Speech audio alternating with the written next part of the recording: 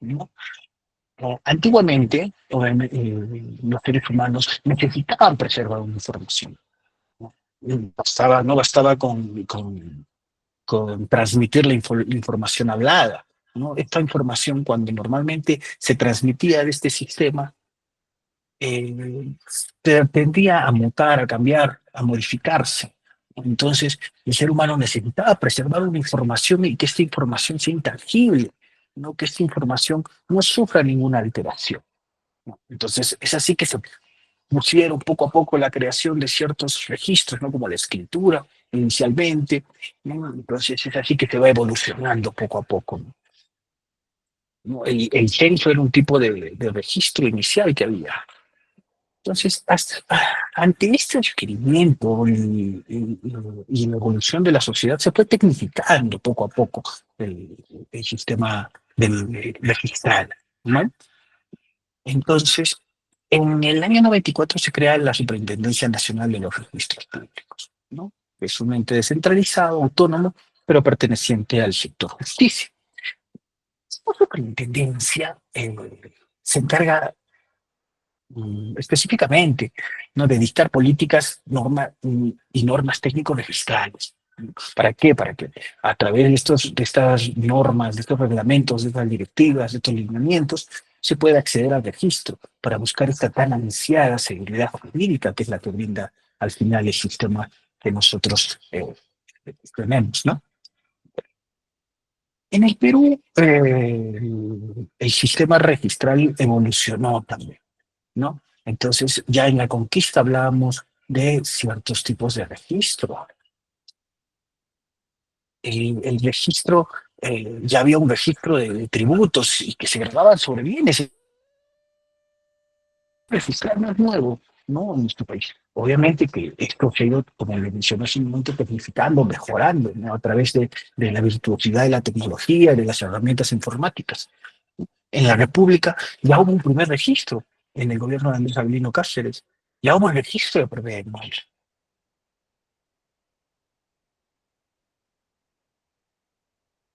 Nacional de Registros Públicos en nación del 80. Pero el Sistema Nacional de Registros Públicos, la superintendencia, se dio en el gobierno de Fujimori en el año 94, ¿no? Cuando ya era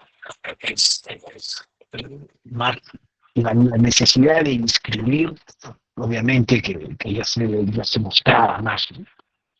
Entonces, este sistema registral nos ofrece ciertas garantías, ¿no? ¿Por qué inscribimos a registros públicos? ¿Cuál es la finalidad de inscribir a registros públicos? Porque nuestro sistema registral en diferentes actos es un sistema declarativo. ¿Qué quiere decir? Que nosotros no constituimos derechos, ¿no? Solamente declaramos aquellos actos o derechos que previamente ya existen, ¿no? Sin embargo, nosotros le dotamos de cierta seguridad a estos actos. Entonces, para dar esta seguridad, ¿qué se requiere? Que los funcionarios ejerzan sus labores de forma autónoma, ¿no? Que haya una intangibilidad en el contenido de los asuntos registrales, porque de nada sirve registrar algo para que después se deje sin efecto o modificarlo. No sé, obviamente si es que no es parte de un error, no podría, ¿no? Entonces, esa es la importancia, ¿no? La gran importancia de registros públicos. Son muchos aspectos, pero lo más importante es esa seguridad. ¿Pero qué es esa seguridad? Es la seguridad que nosotros buscamos, porque sabemos que toda persona tiene derecho a vivir en un ambiente paz, en un ambiente seguro. Es un derecho que nosotros tenemos. Y el Estado tiene la obligación de cautelar este derecho, de garantizar este derecho. Es por eso que se brindan instituciones que van a brindar, como que van a dar esta seguridad, ¿no? Como puede ser la Policía Nacional, que nos va a brindar un tipo de seguridad interna, el BCR, una seguridad monetaria, ¿no? Entonces, el Estado se vale del derecho y crea instituciones que van a dar esta seguridad, pero cuando hay instituciones que tienen que ver únicamente con el tema del derecho, con el tema de salvaguardar las inscripciones, podría ser como en mi caso, ya hablamos de una seguridad jurídica, ¿no? Y esta seguridad jurídica es una necesidad que tiene el Estado, ¿no? ¿Para qué va a permitir un mejor tráfico económico, ¿no? Entonces, esto dinamiza la economía del Estado, del país, ¿no? Entonces, ya no, la seguridad jurídica ya no únicamente viene a ser un tipo de beneficio, ¿no? Sino ya es una.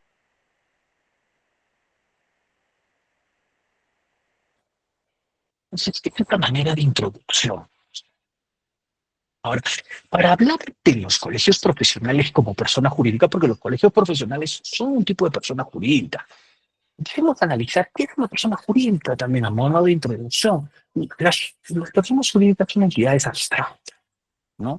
Entonces, el Estado les va a reconocer ciertos derechos, ciertas obligaciones a estas personas jurídicas, ¿no? No son personas físicas como nosotros tenemos derechos y obligaciones, también hay estas entidades que se crean, que también son sujetos de derecho, ¿no? Van a poder adquirir bienes, van a poder tener ciertas responsabilidades, ¿no?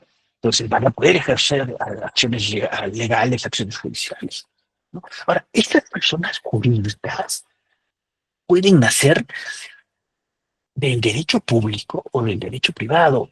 ¿Cómo es esto? Del derecho privado eso quiere decir que parte de la voluntad de las personas en crear este tipo de personas jurídicas, ¿no? Parte de la voluntad del ser humano, ¿no? Yo me junto con un amigo, con varios amigos y creamos una asociación, una sociedad, ¿no? O si quiero hacerlo solo, puedo crear una empresa individual. Entonces, parte de la voluntad es una persona jurídica de derecho privado. Pero hay personas jurídicas de derecho público, ¿no? ¿Cuáles son estas personas jurídicas? Es aquellas en que la voluntad de la persona queda de segundo lado. ¿Por qué? Porque quien la crea es la misma ley o una norma del mismo rango. Entonces, ya hablamos de un interés un poco mayor, ¿no? Entonces, también a modo referencial, ¿cuáles podrían ser estas personas jurídicas de derecho privado? Tenemos las organizaciones sociales de base, ¿no? Que necesitan un estatuto, un padrón, ¿no? Tenemos también las cooperativas, ¿no? Diversos tipos de cooperativas, las comunidades campesinas, las asociaciones que parten de la voluntad privada para la creación, ¿no? Las mismas personas se van a autorregular, van a crear un estatuto, van a crear una denominación, van a crear una finalidad, van a crear un patrimonio. Las fundaciones, los comités también parten. Entonces, todas estas que he mencionado son parte son personas jurídicas de derecho privado.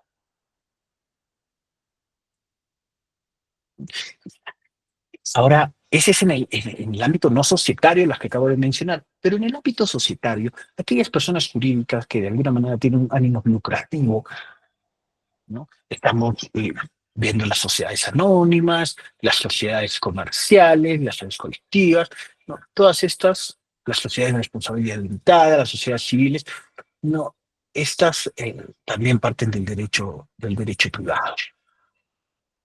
Entonces, a modo de resumen, hemos tratado de explicar escuetamente el tema de las personas jurídicas, ¿no? Antes de abordar lo que nos corresponde el día de hoy, que es acerca de los colegios profesionales. Tenemos que dar una definición a los colegios profesionales. ¿Qué es un colegio profesional? Un colegio profesional es una persona jurídica, como ya lo mencionamos, un ente abstracto, pero de derecho público, a diferencia de los demás. ¿Qué quiere decir? Que esto está, eh, este colegio o esta persona jurídica es creada por ley, va a ejercer funciones públicas y privadas. ¿Qué normativa avala la creación de un colegio profesional? En la Constitución, en el artículo 20, señala que los colegios profesionales son instituciones autónomas con personalidad de derecho público, ¿no? Y también menciona algo interesante, señala de que hay algunos casos en que la colegiación, para ejercer la profesión, la colegiatura es obligatoria. Hay, algunos, hay algunas profesiones en que para ejercer la profesión tenemos que estar colegiados. No en todos los colegios profesionales se da eso, ¿no? Es la misma ley la que señala.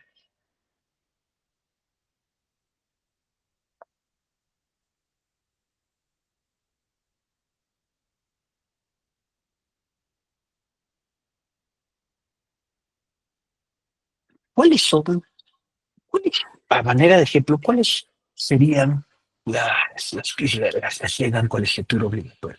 No, los abogados, los médicos, los ingenieros, los contadores, los arquitectos, no, los economistas requieren tener inscritos, necesitan estar inscritos en el colegio para poder ejercer, ¿no? En el caso de los profesores no es necesario, ¿no? Algunos si desean lo pueden hacer, otros no.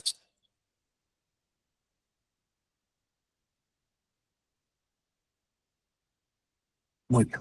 Entonces, como lo mencionamos, una persona jurídica de derecho público es una entidad creada por ley, que va a tener una personalidad jurídica propia, pero va a tener funciones de interés público.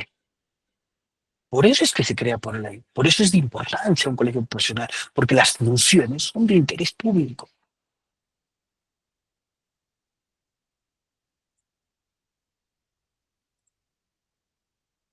Entonces, un colegio profesional no es, como hemos mencionado, una asociación, no es un sindicato, no es una fundación, es una persona jurídica con naturaleza propia. Entonces, para diferenciarlo, a modo de ejemplo, también vamos a diferenciar un colegio profesional de una asociación. Un colegio profesional, como lo mencionamos, es un derecho de derecho público, la asociación de naturaleza privada. El colegio profesional está constituido por ley, la asociación por voluntad, ¿no? Una libertad en la creación. Eh, Ahora, algunos necesitan una inscripción obligatoria para ejercer la profesión, en cambio las asociaciones, la pertenencia es facultativa, ¿no? Es voluntaria. Y los colegios profesionales existen desde el momento de la creación, desde el momento de la ley. En cambio, la asociación tiene su constitución desde el momento que se inscribe a registros públicos. ¿Ven? Esa es una diferencia grande. Mientras que el colegio profesional, para que exista, no necesita de la inscripción. Es facultativa su inscripción. En cambio, una asociación sí necesita que esté inscrita. Entonces, eso es importante ver por qué, porque muchas de las personas que se acercan a registros públicos a preguntar acerca de sus inscripciones de los colegios profesionales y señalan de que las instituciones les piden su inscripción porque no tienen representatividad, no tienen legitimidad. Sin embargo, la legitimidad la da la misma ley, ¿no? La misma ley reconoce su existencia, a diferencia de de otros tipos de personas jurídicas, ¿no? Pero registralmente sí les puede dotar ciertos beneficios, ¿no? Pero en un momento lo vamos a explicar. Entonces, los fines esenciales de un colegio profesional es la representación institucional, ¿no? Hay una defensa de intereses de los profesionales, ¿no? El colegio va a poder defender los intereses de los adscritos, de los miembros de esa orden, ¿no? Va a haber una protección no solamente a los integrantes, sino también a los usuarios que, que sirven, ¿no? De estos miembros. Entonces, hay una protección en ambos escenarios, interna y externa. Y también van a ver el tema ético, ¿no? Si es que una persona puede estar sancionada éticamente y no va a poder ejercer la profesión por alguna sanción de su tribunal de honor, ¿no? Depende del órgano y depende de la autonomía del colegio profesional y de su estatuto. Bueno, algo que me olvidaba, si ustedes desean intervenir, pueden levantar la mano, no hay ningún problema, ¿no? Y lo que menos quiero es que esto sea un monólogo. Normalmente cuando intervienen es cuando podemos ejemplificar mejor lo expuesto. Ya está. Entonces, si los profesionales no estuviesen sujetos a estas normas, podría afectar negativamente a los usuarios, como lo hemos visto, ¿no? En la prestación de sus servicios.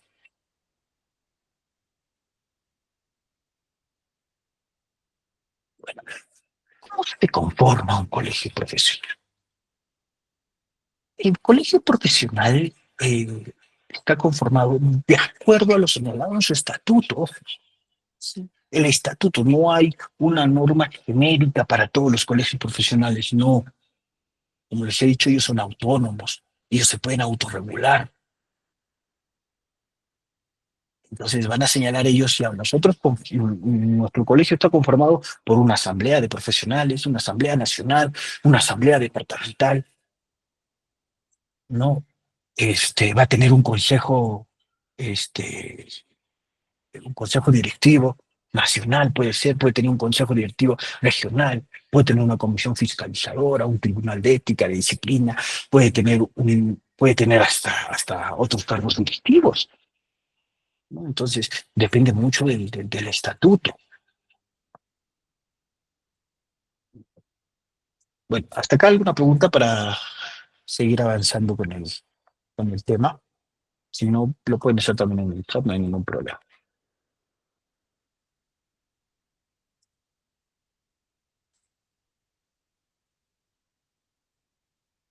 Bueno, entonces, dentro de los colegios profesionales, los aspectos que netamente sí nos importan, los aspectos registrales, ¿no? Eh, Primero que nada, vamos a ver el tema de su regulación. Como ya lo hemos mencionado anteriormente, se encuentra regulado en el artículo 20 de la Constitución, ¿no? También existen algunas otras normas constitucionales, ¿no?, que nos dan cierta iniciativa legislativa, cierta legitimidad para interponer un recurso de inconstitucionalidad. Entonces, los colegios profesionales tienen bastante relevancia e importancia.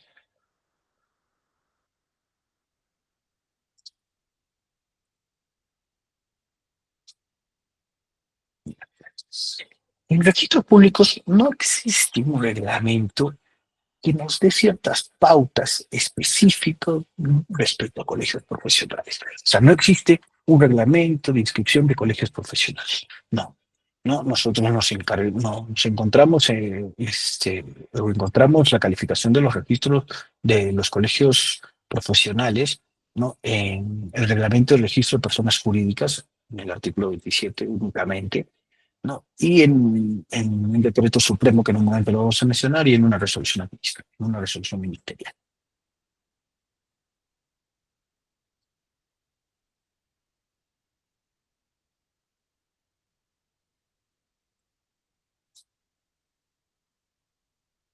Y ya está. El decreto supremo 012/2018 nos da lineamientos para las inscripciones en los colegios profesionales. Pero ¿qué alcances tiene este decreto supremo? Habla de inscripciones de consejos profesionales, pero de colegios profesionales, pero también se puede inscribir un Consejo Nacional de Decanos del Colegio Profesionales del Perú. Ustedes saben, hay un Consejo Nacional que abarca a la mayoría de representaciones de los colegios profesionales, ¿no? Entonces, esta es una institución también autónoma de derecho público, creado también por ley, ojo, ¿no? En este Consejo Nacional de Decanos está el Colegio de Arquitectos, de Abogados, de Periodistas, de Médicos, ¿no? El representante, que es el decano, conforma este Consejo Nacional. Entonces, este decreto supremo también va de alguna manera a prestar los lineamientos para la calificación de este colegio. La Junta de Decanos de Colegios Profesionales, sí, cuando hay colegios profesionales que no tienen su desarrollo en un ámbito nacional, sino regional o departamental, entonces dependen. Entonces, todos estos, supongamos, a ver, como el colegio de abogados. El colegio de abogados, hay colegio de abogados de Lima, colegio de abogados de Arequipa, colegio de Libertad, de Cusco. Entonces, cada uno son independientes estos colegios. No hay un ente nacional, pero todos los decanos de ellos forman una junta de decanos del Colegio Profesional de Abogados, que es otra persona jurídica distinta al Colegio Profesional del departamento, que también entonces los alcances de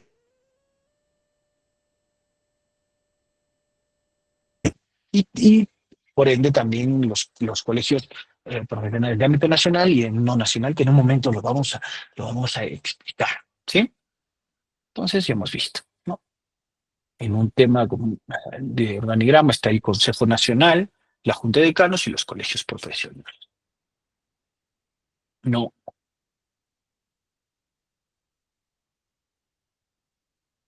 ya está. Entonces, la inscripción de los colegios profesionales, si bien, Marco, me acabas de decir de que son facultativos, de que su creación es por ley, que no necesitas la inscripción, ¿qué utilidad tiene entonces que inscribir? ¿No? Entonces, ya hemos dicho que la existencia nace a partir de la ley, ¿no? No de la voluntad, no de la inscripción. Entonces, para ciertos actos prácticos se necesita la inscripción, ¿no? Para dar seguridad jurídica, ¿no? Entonces, eh, como por ejemplo, yo soy decano de un colegio profesional, pero no me encuentro inscrito. No, o mi colegio no se encuentra inscrito, pero es decano, ¿no? Mi colegio está creado por ley. Entonces yo quiero aperturar una cuenta del banco y el banco normalmente o a cualquier otra entidad te va a pedir que esté inscrito, ¿no? Una vigencia de poder para ver si esta persona tiene las facultades necesarias de representatividad. En cambio, vamos al banco, hay una negativa para poder realizar el acto por el cual yo estoy acudiendo a esa entidad, a esa institución. Entonces, ya en ese momento nosotros podríamos luchar, podríamos ir a asesoría legal e indicarle, no, que nosotros no necesitamos de la inscripción. Acá están los documentos que me acreditan como decano. Entonces, se complica un poco. ¿Por qué? Porque yo tendría que mostrarle mi acta de nombramiento, mi resolución, no si es que por ahí el mismo banco va a pedir un acta de...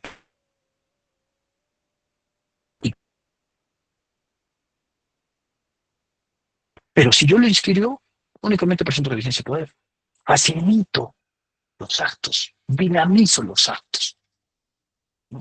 Entonces, el registro ya le va a otorgar una presunción legal de veracidad a la persona a la cual se encuentra inscrita. Entonces, cualquier tercero va a tener conocimiento por el tema de la publicidad, ¿no? No sin que yo esté acreditando uno por uno que yo lo soy, no, sin el hecho de que estoy en los registros públicos, no, ya tiene un efecto frente a terceros, erga omnes, se dice, ¿no? Después, la república, que es fundamental para la seguridad jurídica. Entonces, resume mucho el tema de los trámites burocráticos, ¿no? Y esta legalidad, esta buena fe y todo, obviamente que van a garantizar la seguridad jurídica. Entonces, si bien es cierto, la ley no obliga a la inscripción, por necesidad, muchos están obligados. ¿Por qué? Porque en la actualidad es así. La mayoría ya se sirve de los servicios registrales, de la publicidad. Entonces, es necesario, ¿no? Por ese punto. Pero hay muchos colegios que no están inscritos, no están registrados y no, de alguna manera, que les complica el tema de realizar algunos trámites. Y ya está. Ahora, y Marco, ¿cómo podría inscribir al colegio profesional? Ya, yo tengo mi ley de creación, pero quiero inscribirlo en registros públicos. Muy bien. El primer acto es la inscripción del mismo colegio o de la Junta de Decanos, como lo mencioné hace un momento. Pero ¿qué necesito para la inscripción del colegio? Para la inscripción del colegio se requiere primero mencionar la norma, ¿no? ¿Cuál ha sido la ley de la creación? ¿No?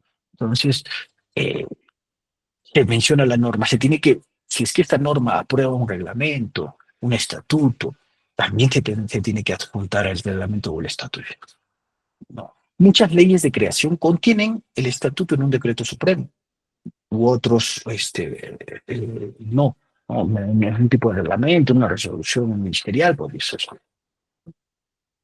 Entonces, se presenta entonces para la inscripción del primer acto del colegio profesional la ley de la creación, el estatuto o su reglamento, que depende de lo que corresponda, ¿no?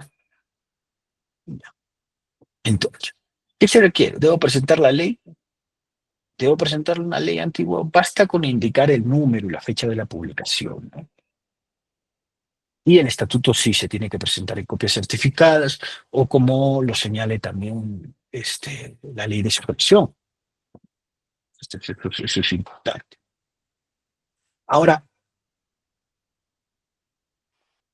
la, pero ¿y la junta directiva también se inscribe en ese primer acto? Se le parece que encuentre inscrito.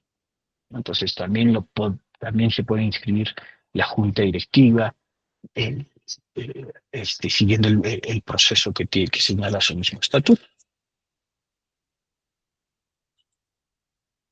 Ahora, me han hablado del estatuto, pero ¿qué es el estatuto? El estatuto es una norma medular, una norma básica, una norma que va a determinar cuál va a ser el funcionamiento o la estructura interna de la misma persona jurídica.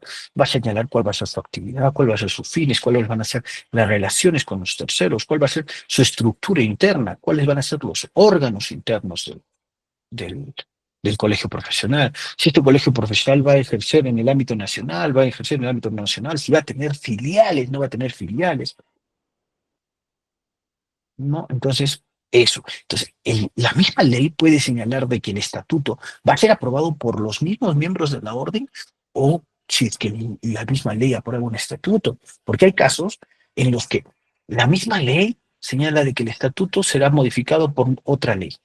Entonces, cuando los miembros quieren modificar el estatuto, tienen que presentar o acudir al Congreso para que se presente un proyecto de ley y se pueda de alguna manera modificar el estatuto con otra ley o una norma de igual rango. Entonces, de alguna manera complica un poco más, ¿no? Hay situaciones, hay colegios profesionales que en un momento lo vamos a mencionar, que requieren que su estatuto sea aprobado por una ley o sea modificado por. Bueno, también en el estatuto se va a mencionar los mecanismos, formalidades y requisitos para las convocatorias, ¿no? Para una sesión ordinaria, extraordinaria, para un proceso eleccionario, cuál va a ser el quórum, cómo va a ser a cabo la proclamación, cómo se va a acreditar a los miembros de la orden, ¿no? Cómo va a ser el tema de la colegiación, si va a ser una colegiación nacional o va a determinar cada uno de los departamentos una numeración especial. Entonces, todos estos aspectos importantes van a tener que mencionarse en el estatuto. Por eso es importante una buena redacción de estatuto, ¿no? Y la mayoría de los colegios profesionales dependen de un estatuto antiquísimo. Entonces, algunos también podrían ser sujetos de modificación. Entonces, ya hemos visto, ¿no? El primer acto de constitución se requiere mencionar la ley, la fecha de publicación y presentar la copia del estatuto o el reglamento que haga sus veces. Y los primeros directivos, ¿no? Ahora, yo ya tengo, ya, supongamos que ya mi colegio está inscrito, pero no tengo, mi directiva ya feneció, ahora estamos con otra directiva.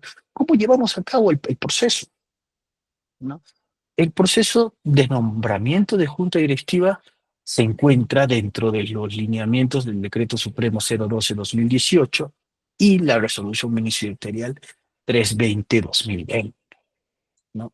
Estas normas son las encargadas, las que van a, de alguna manera, delimitar el tema de la calificación registral, tanto de los colegios profesionales, ¿no?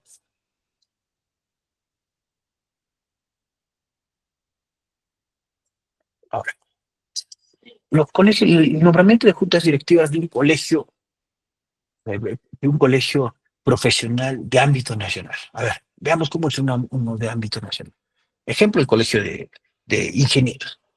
Es de ámbito nacional, ¿no? ¿Por qué? Porque solo hay un colegio de ingenieros, ¿no?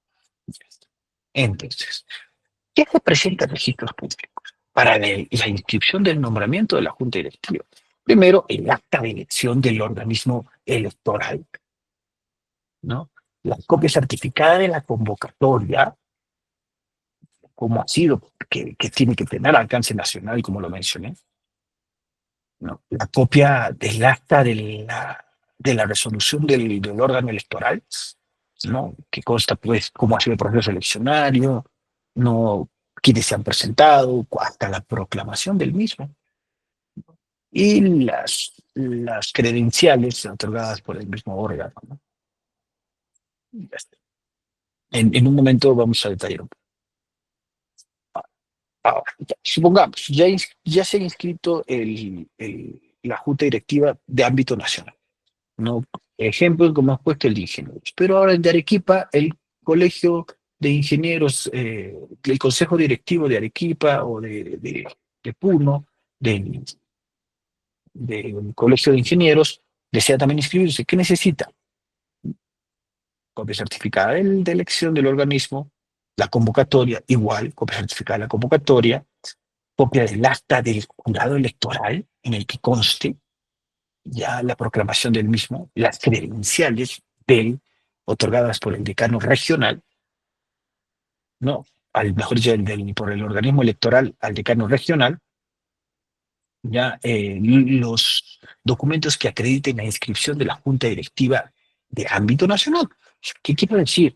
Este, eh, que, que requiere que pueda haber un proceso eleccional único en el cual se puede llevar a cabo la elección del ámbito nacional y del ámbito regional, o previamente el ámbito nacional y después el ámbito regional. Esto es para algunos colegios profesionales que tengan que sean únicos, ¿no? No aplicaría este caso para el colegio de abogados, supongamos, porque el colegio de abogados, como mencionamos, cada región, cada departamento cuenta con un colegio independiente.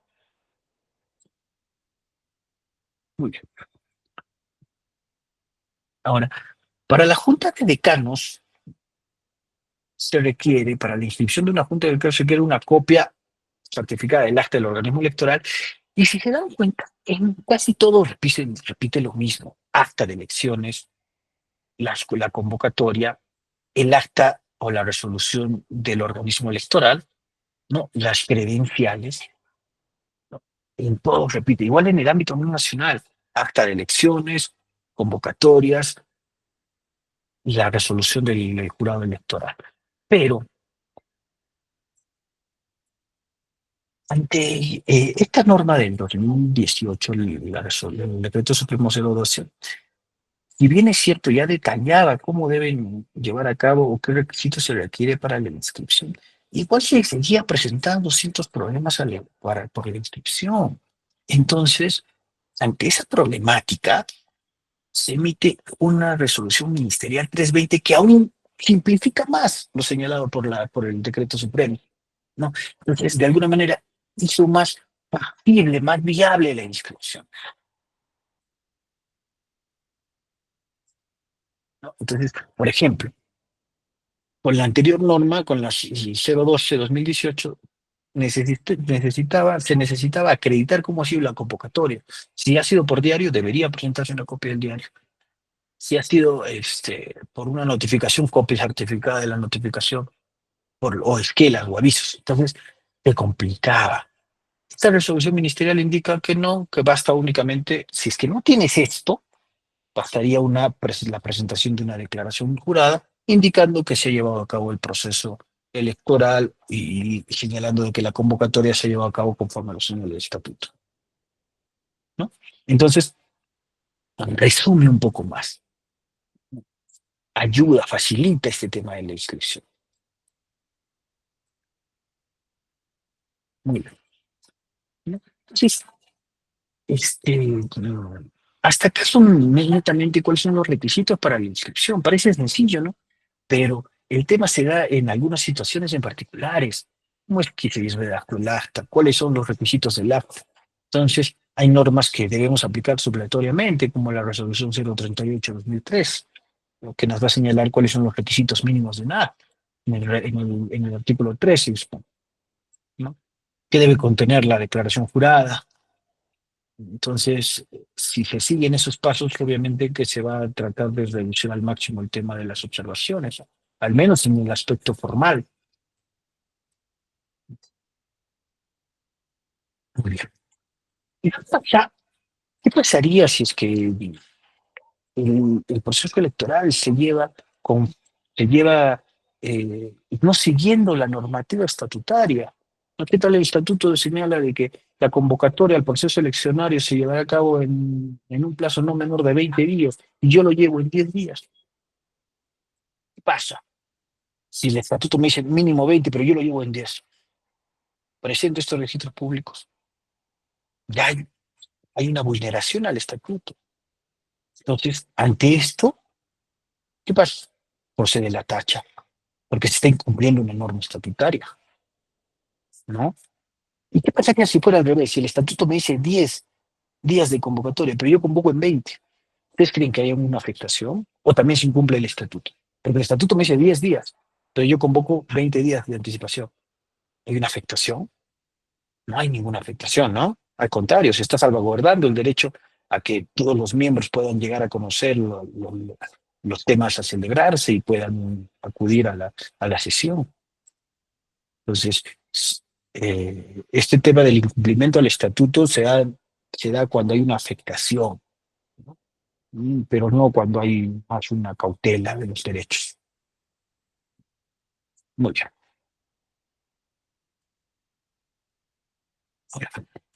La creación, es preciso mencionar esta jurisprudencia. Bueno, hasta antes de hablar de esto, ¿hay alguna duda?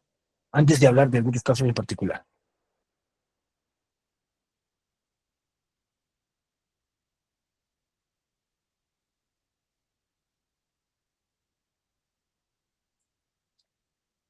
Bueno, entiendo de que no. Entonces, sigamos con la exposición.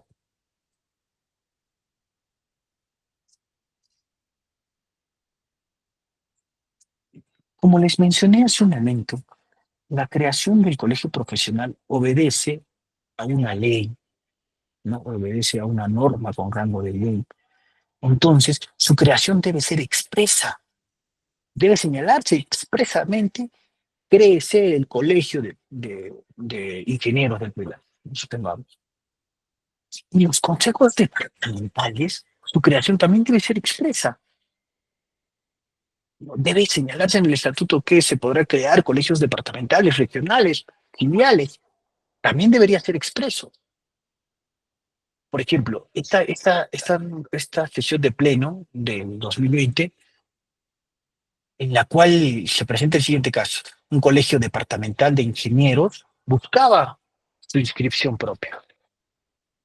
Entonces, el colegio de ingenieros de Puno señalaba de que se inscriba su junta directiva, ah, y que tenga su propia partida registral, ¿no? Pero el, el, el tribunal en su momento evaluó y señaló de que no había en su norma de creación la posibilidad de que haya filiales departamentales independientes, por lo que al no haber esta facultad expresa, todo lo señalo a los consejos departamentales, se inscribe en una única partida, que vendría a ser la de Lima, la del Consejo Nacional, la del Colegio de Ingenieros en general. Entonces, en esta partida del Colegio de Ingenieros de Lima se inscribe el nombramiento del Consejo Departamental de Arequipa, del mismo Lima, de Ayacucho, de Ancas, ¿entienden? Hay una sola partida para todos los actos, independientemente de qué región vengan, pero no hay situaciones o hay casos en los que la ley sí faculta, ¿no? Entonces, como en el siguiente caso, que es la del Colegio de Obstetras del Perú. Entonces, en la ley de creación de este Colegio de Obstetras se autoriza el establecimiento de filiales, sedes o consejos regionales, ¿no? Entonces, inicialmente el registrador observó, indicó de que no había una facultad expresa, una decisión expresa. Sin embargo, del estatuto del contenido se pudo intervenir de que si es posible que los que el Colegio Regional de Obstetras podría contar con una partida independiente. Entonces, en esta otra resolución del Pleno del 2005, que es una de las primeras, o la primera en referencia a los colegios profesionales, señala de que solo mediante ley del Congreso o norma de igual jerarquía puede crearse una persona, lo que venimos repitiendo, ¿no? Entonces, esta personalidad jurídica debe ser atribuida expresamente. Sí.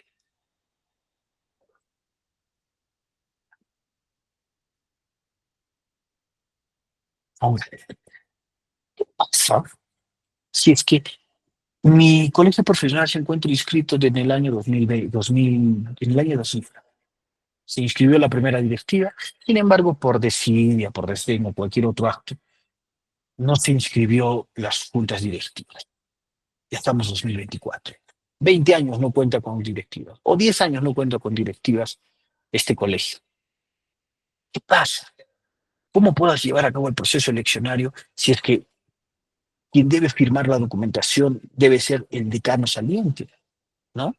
Porque se encuentra legitimado él para convocar. ¿Qué pasaría en ese caso? En ese caso, hay una excepción que se da, ¿no? Entonces, se podría, y que también el decreto 02/2018 y la resolución ministerial que mencioné señalan que es el tema de la regularización de directivas. Entonces, se pueden inscribir mandatos fenecidos de colegios profesionales. Entonces, se requiere al menos uno o dos consejos fenecidos y uno vigente para realizar un acto en el cual se va a reconocer a estas directivas, ¿no? Para poder acceder al registro.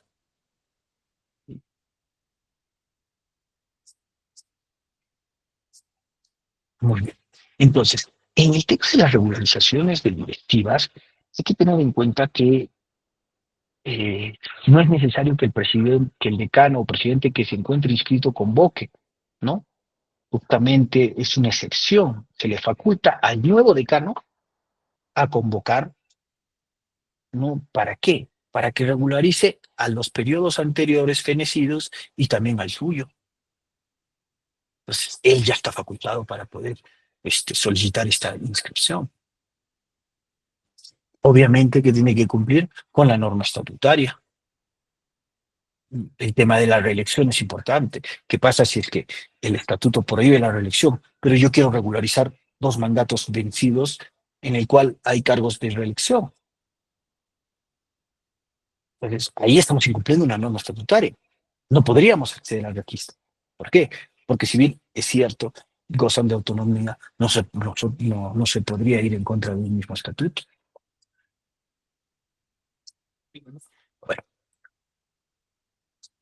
lo que les mencionaba hace un momento, ¿no? El ejemplo en la aprobación del Estatuto del Colegio Profesional de Licenciados en Turismo, ellos querían presentar una modificación de estatuto, no por escritura pública, indicando de que tenían la facultad. Sin embargo, el registrador y el tribunal registral les advierte que no, que según la ley de su creación, solamente mediante resolución ministerial o norma de igual jerarquía o superior podría aprobarse un estatuto. Entonces, allí la misma norma le puso una traba, le hizo, solo por resolución ministerial te puedo modificar.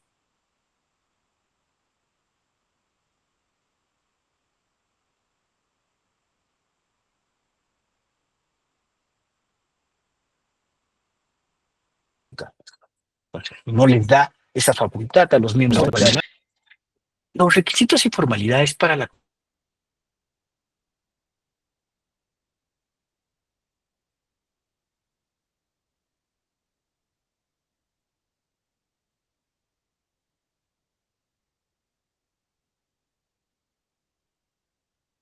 constitución de los colegios profesionales,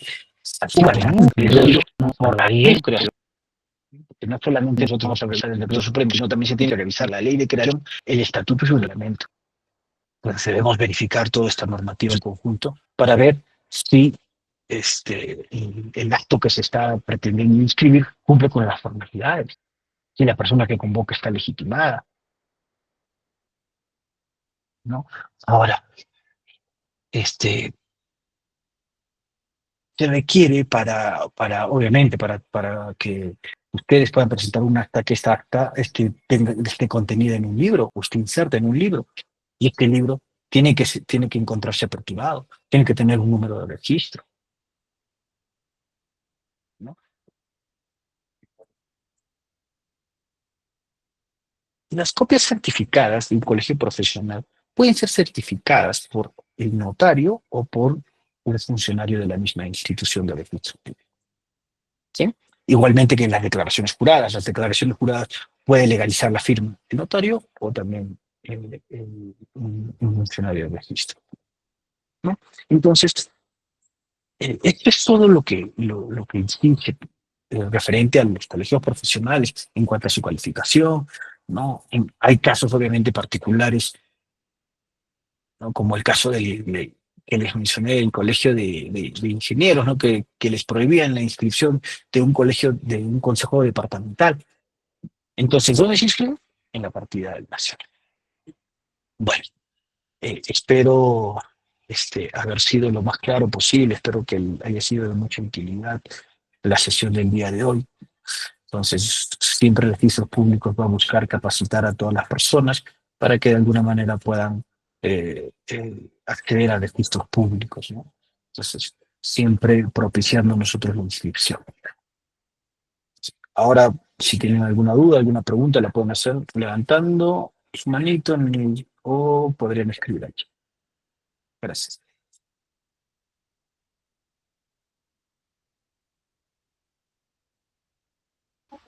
Ok, Marco, muchísimas gracias por la exposición.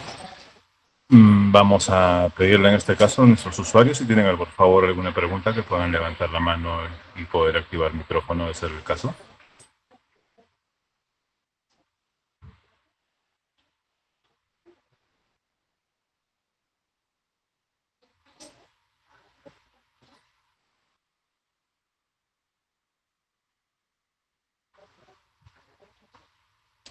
Ok, al parecer no tenemos preguntas esta tarde. Marco, muchísimas gracias por la exposición. Tenemos una pregunta. Kathleen, por favor, activa tu micrófono. Te escuchamos. Muy buenas tardes. Ante todo, felicitar por la excelente exposición, muy nutritiva intelectualmente para nosotros. Mi pregunta es la siguiente. Mira, en el colegio de abogados de una regional, específicamente, Colegio de Abogados de Moquegua,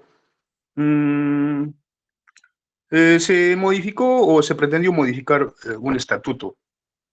Yo tengo una duda respecto si existe una norma que ha ordenado la creación del Colegio de Abogados. He encontrado una muy antigua, ¿no? No sé si ha tenido modificaciones, pero esa es para abogados del Perú.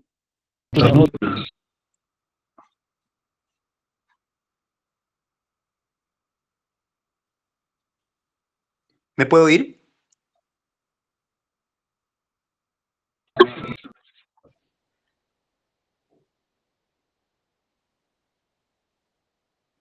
Disculpa, pero no me voy a escuchar nada de la Por favor, pregunta. repite, Kathleen. Gracias. Ahora sí se me puede oír, ¿no? Sí, ahora sí, ahora sí. Gracias. Mi pregunta concreta es si existe una ley de creación del Colegio de Abogados del Perú. Sé que hay una que es muy antigua, no sé si ha tenido modificación, y que si esa ley también repercute a los colegios regionales, como Colegio de Abogados de Moquegua, por ejemplo, para modificar un estatuto. Ya. Como lo, como lo mencioné, en el ejemplo de los colegios profesionales de abogados, cada uno de los departamentos, regiones es independiente, ¿no? No hay una creación nacional. Sin embargo, se ha creado la Junta Nacional de, de decanos del Colegio Profesional de Abogados, en la cual intervienen cada uno de los decanos de los diferentes colegios regionales de abogados, ¿no? Entonces, no hay una norma nacional como en el caso o el ejemplo del Colegio de Ingenieros.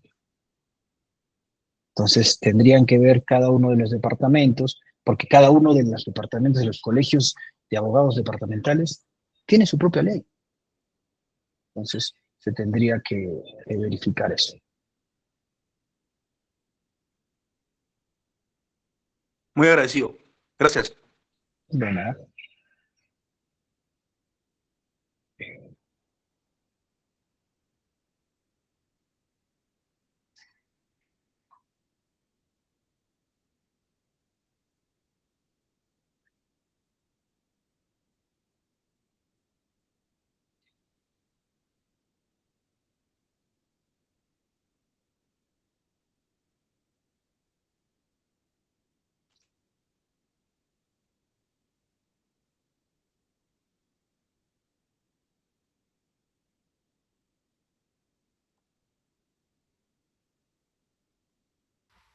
A ver, Marco, tengo una pregunta en el chat, no sé si la pudiste visualizar. Un segundo. Leo, si el representante actual de una persona jurídica X fallece y no llega a convocar una nueva asamblea, y en el estatuto no se contempla tal situación para la nueva elección de representantes, ¿cuál sería el tratamiento en ese caso o cómo se podría superar ello? Ya, este es un problema recurrente, ¿no? Normalmente la persona legitimada puede ser por cualquier situación, no convoca, no se encuentra ausente, lo que sea. Entonces, el estatuto prevé algunos aspectos, como el tema del vicedecano, podría darse el caso, ¿no? O de una sesión de directiva que pueda facultar también el tema de la convocatoria. Entonces, se tendría que hacer una revisión y una interpretación del mismo estatuto para ver si es que en algún aspecto podría favorecer el tema de la convocatoria. En su defecto no hubiese ninguno, ¿no? Habría que ver qué tipo de colegio es, si es un colegio nacional o un colegio de ámbito no nacional, ¿no? Porque si es un colegio no nacional departamental, se podría, entiendo yo, por el tema de propiciar la inscripción, facultar al decano de ámbito nacional, ¿no? Para que pueda llevar a cabo la convocatoria, ¿no? Ahora, por eso digo, depende del caso en sí, ¿no? Entonces, se tendría que evaluar ese aspecto. Si es que es de ámbito no nacional y si es de ámbito nacional. Si es de ámbito no nacional, entonces habría que ver cuál persona más se encuentra legitimada para realizar la convocatoria. Y si es de ámbito nacional y el ausente sería un decano regional, podría facultársele al decano nacional para llevar a cabo la convocatoria, ¿no? O al vicedecano en su defecto. Muy bien, muchísimas gracias nuevamente, Marco. Bien, estimados usuarios, vamos ya cerrando con la capacitación. Todos los materiales van a ser remitidos a los correos que ustedes han registrado. Queremos agradecerles por habernos acompañado esta tarde, lo propio a nuestro expositor por una vez más habernos apoyado. Marco, algunas palabras para culminar, por favor. No, ninguna. Muchísimas gracias nuevamente por la invitación. Gracias a todos los asistentes. Y espero encontrarnos en un próximo Sonar de Capacita. Hasta luego. Seguro que sí, muchísimas gracias. Gracias con todos. Estamos en contacto. No se olviden de seguir nuestras redes sociales. Allí estamos publicando no solamente nuestras próximas capacitaciones, sino todos los servicios que la SUNAR tiene preparado para todos ustedes. Bueno, sin más que agregar, muy buenas tardes. Hasta pronto.